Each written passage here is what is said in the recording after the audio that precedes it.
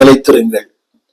இன்றைக்கு இருக்கிற பிரச்சனை என்னவென்றால், நாம் கிறிஸ்தவ வாழ்க்கையில் நிலைத்திருக்க கூடாதபடி, நம்முடைய சத்தியத்தில் நிலைத்திருக்க கூடாதபடி, நம்முடைய உறுதியில் நிலைத்திருக்க கூடாதபடி ஆயிரம் விதமான போராட்டங்கள், பாடுகள், பிரச்சனைகள். மேலும் சொல்லுகிறது, நிலைத்திருங்கள், நிலைத்திருங்கள், நிலைத்திருங்கள். ஏனென்றால் வாழ்க்கையின் பாடுகள், வாழ்க்கையின் போராட்டங்கள், வாழ்க்கையின் பிரச்சனைகள் நிலைத்திருக்க கூடாதபடி நம்மை தடுமாற பண்ணுகிறது. இந்த நாளின் செய்தி, இதெல்லாம் நிலைத்திருக்க வேண்டும் என்று வேதம் சொல்லுகிறது. தெரிந்த சத்தியமா இருக்கலாம். வேதம் சொல்லுகிற நிலைத்திருங்கள். அப்போஸ்தலர் புஸ்தகம் 14ஆம் அதிகாரம் 22ஆம் வசனம். அப்போஸ்தலர் 14:22.